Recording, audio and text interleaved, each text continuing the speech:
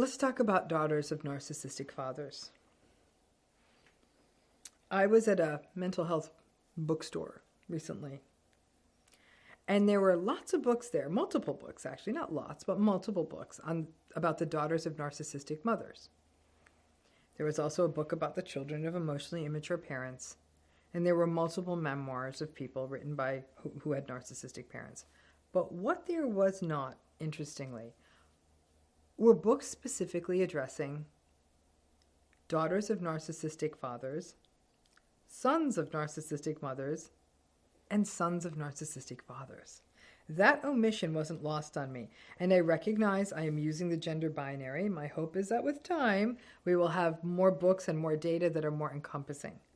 But these gendered roles do matter because there are societal expectations that go along with them. And so interestingly, as I was in that same bookshop, a woman approached me and said, "Why isn't there anything about daughters of narcissistic fathers?" So to the woman who came up to me and said that, this video is for you. I hope you watch it. Because you're right, there's nothing on it. I thought about it for a long time after we talked. There's lots on the daughters and mothers.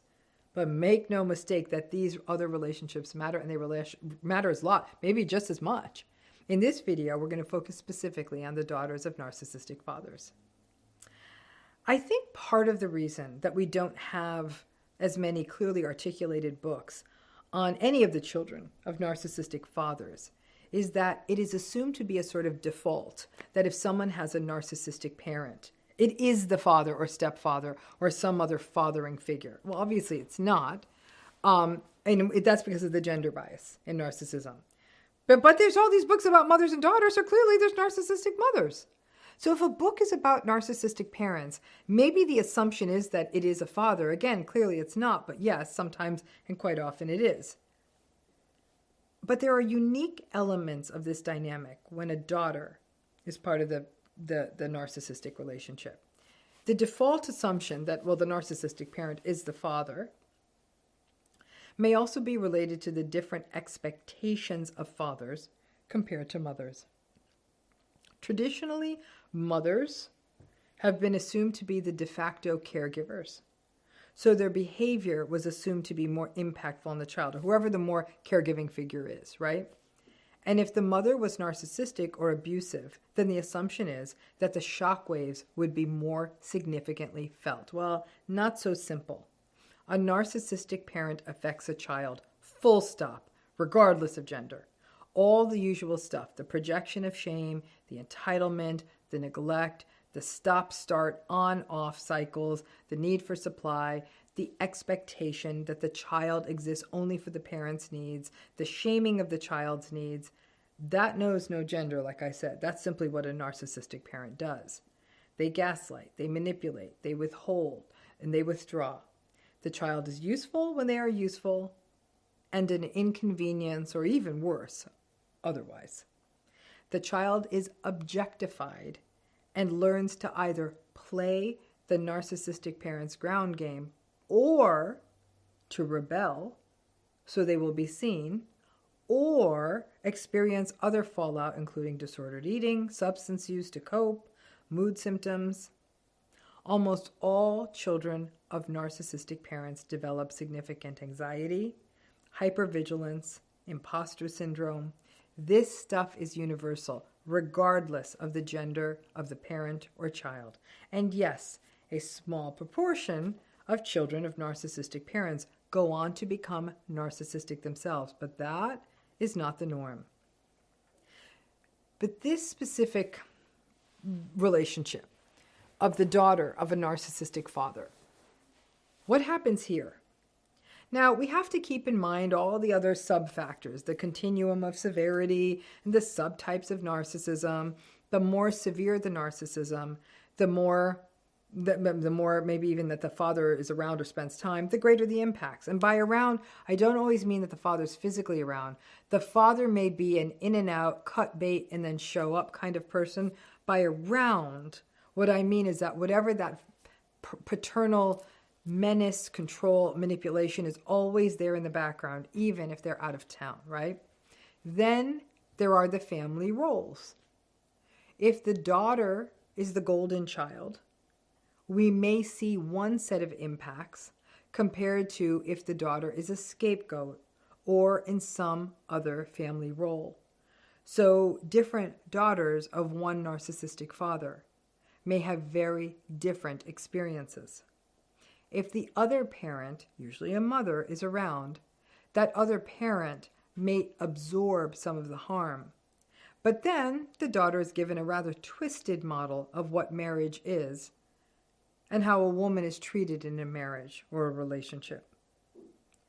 If the daughter's parents are divorced, and sometimes she's having to navigate this co-parenting relationship with time, with when there's time that she has to spend with the father without the mother around, it's the usual narcissistic nonsense. And the daughter may be navigating a situation in which the father is speaking badly of the mother. She may witness the father financially abuse the mother even after a divorce or breakup. And the daughter and her siblings may be living in two very different households financially, and there may be guilt about that. Then, adding to the confusion, the father may treat the daughter, especially if she's the golden child, but the father may treat the daughter better than he treats the mother or the other parent. And that can bring up complicated and deeply uncomfortable feelings for the daughter, especially if the daughter feels attached to the mother.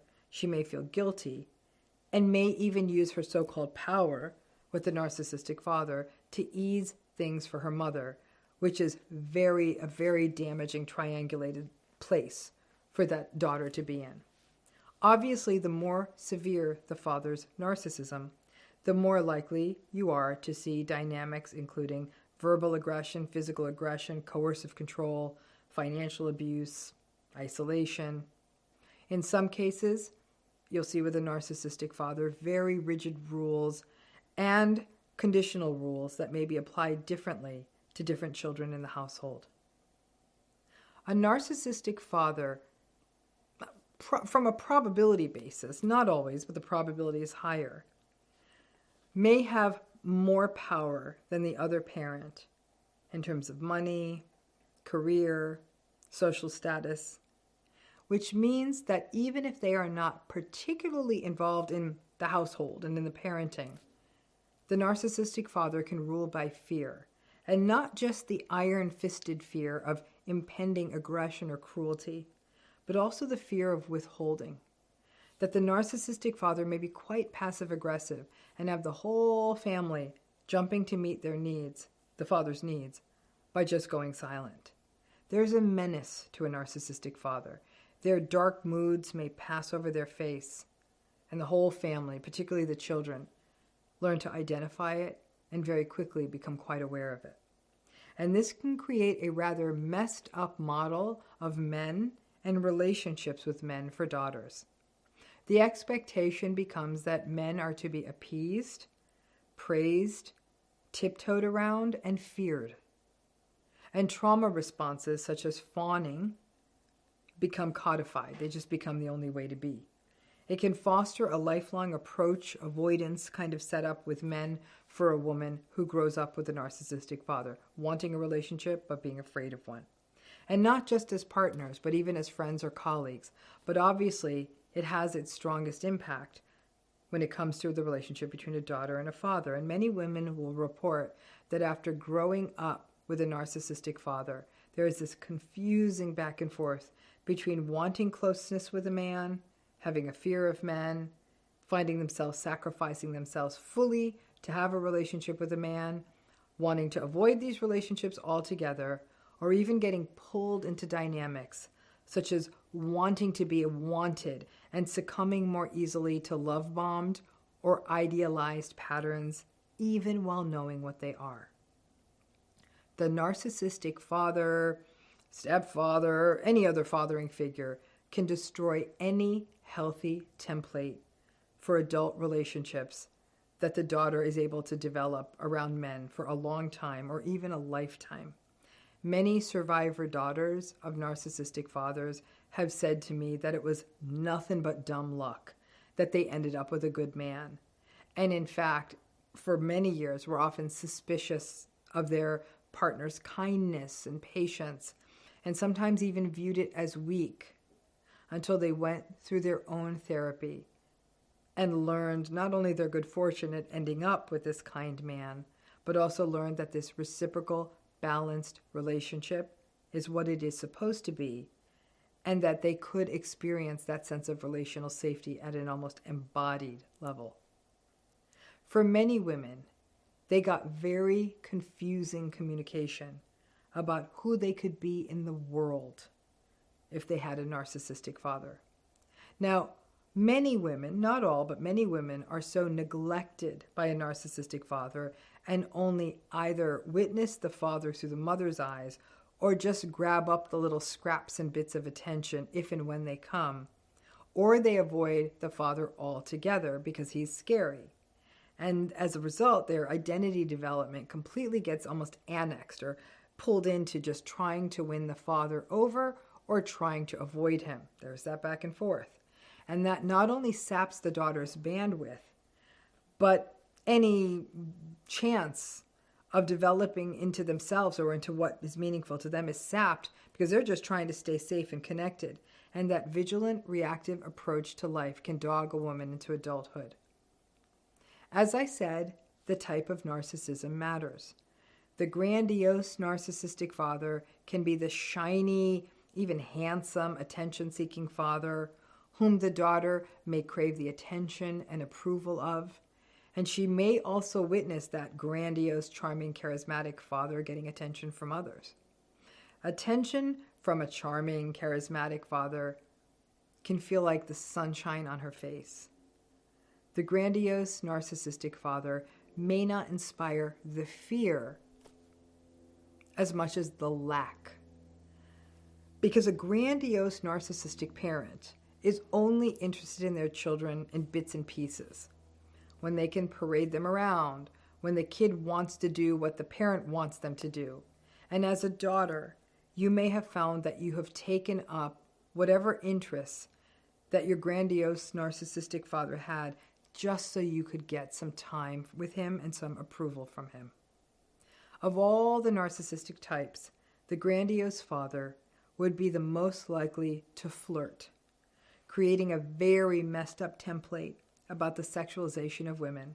These are fathers who have poor boundaries. They may have affairs in their marriage, which can also create an early narrative that relationships are about betrayal and deceit, and that daughter may also be in the position of having to care for the mother, the other parent, who is being hurt by these affairs.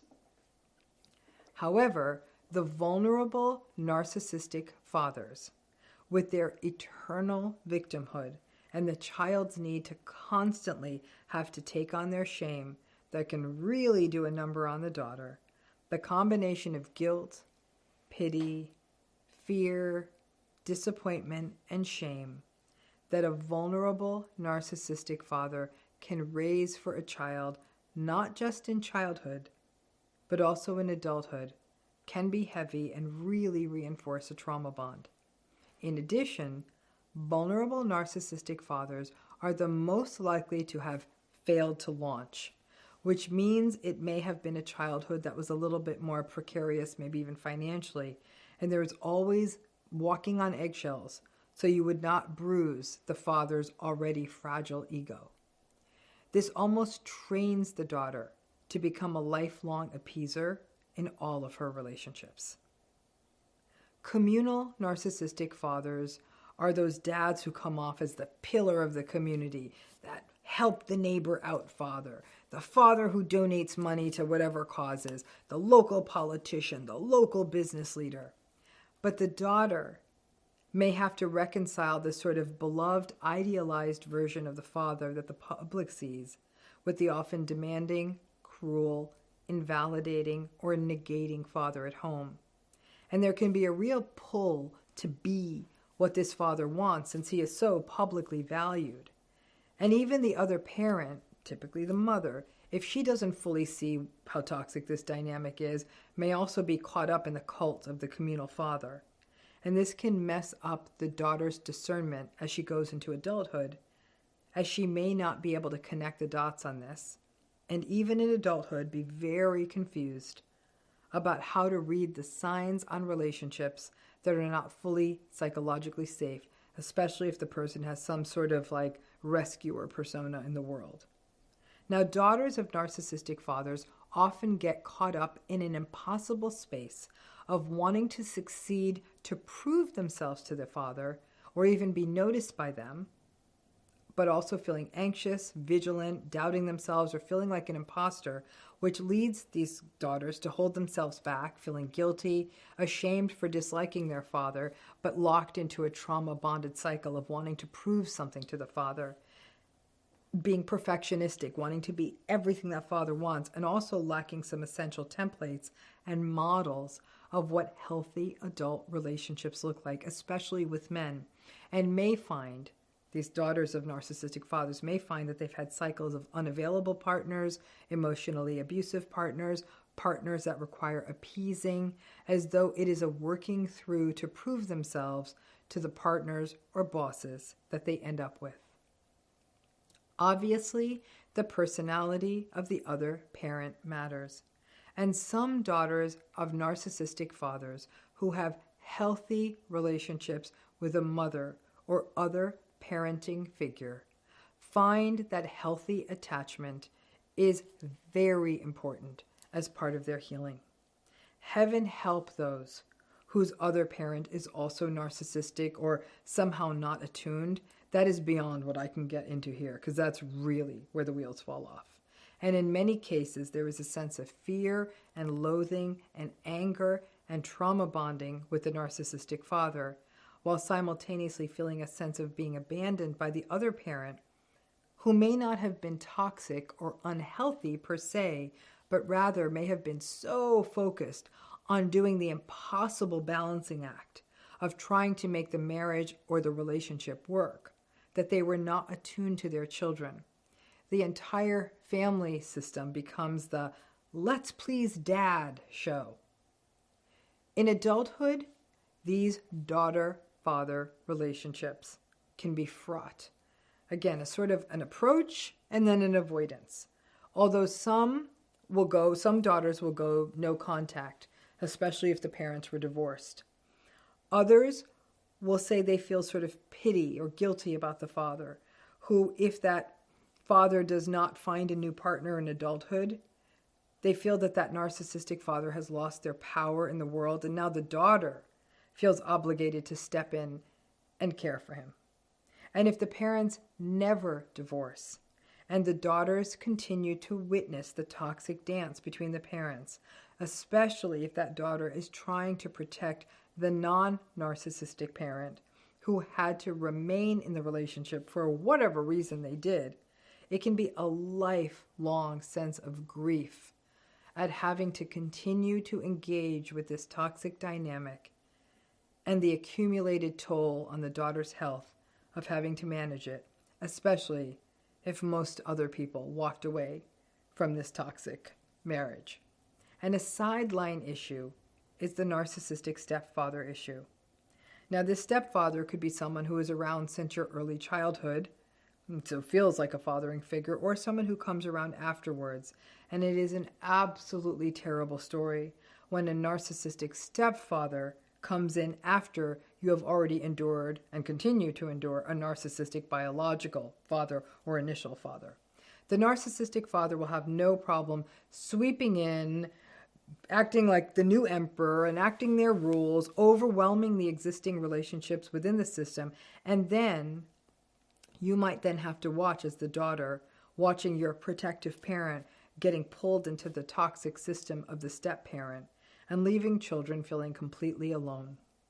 While the potency of this dynamic will vary depending on the age at which the stepfather comes into the picture, the existing relationship with the original father and the severity and type of narcissism of the stepfather, the reactions a daughter has to a stepfather may still represent any form of trauma bonding, or may also be a self-silencing coupled with a sense of abandonment by the parent who has brought this harmful step-parent into the family. And then there's culture. Culture is a lot when we're talking about parental relationships. And in some cultures in which daughters are differentially and often less valued than male children, the relationship with the father may be one of control, diminishment, and being viewed through what I can only call a subjugated lens of limited opportunity. That as a daughter, all you're really expected to do is get married, have kids, and keep your mouth shut. And if the daughter outshines a male child in one of these systems, it can get ugly. Or the daughter may even be sabotaged, or the family may withdraw from her as punishment for her success or independence. The sons in these systems get a free pass and are pretty much born as golden children. And systems such as honor and hierarchies and general societal devaluation of women can take the narcissistic dynamic and magnify it. The more collective the culture and the system, the more likely the family will rally around and enable and embolden the father's toxic behavior. Daughters of narcissistic fathers in these types of cultural systems may find that they either have to give in and capitulate and sacrifice their true selves or rebel, which in some cases can be downright dangerous. But the only way to live life that is accessible to them as their true selves, and it carries massive risks. Make no mistake, daughters are significantly shaped by their fathers in unique ways that relate to psychological safety, attunement, schemas and roadmaps for adult relationships, power, sense of self, and it is subtle and influenced by numerous other dynamics like severity, type of narcissism, and the role of adults and other family members, other families like siblings, and culture. Ultimately, a narcissistic father will definitely take a toll on a daughter, and this will be a lifelong toll that can even persist after the death of that father. The usual rules, radical acceptance, grief, disengagement, support, therapy all apply, but for most daughters, these schemas and templates and responses become the emotional DNA and take a long time to work through. It can be done, but the outcome, having to detach and disconnect or endure the lifelong invalidation, can be an eternal burden that daughters either have to learn to navigate or spend a lifetime healing from. Thanks again.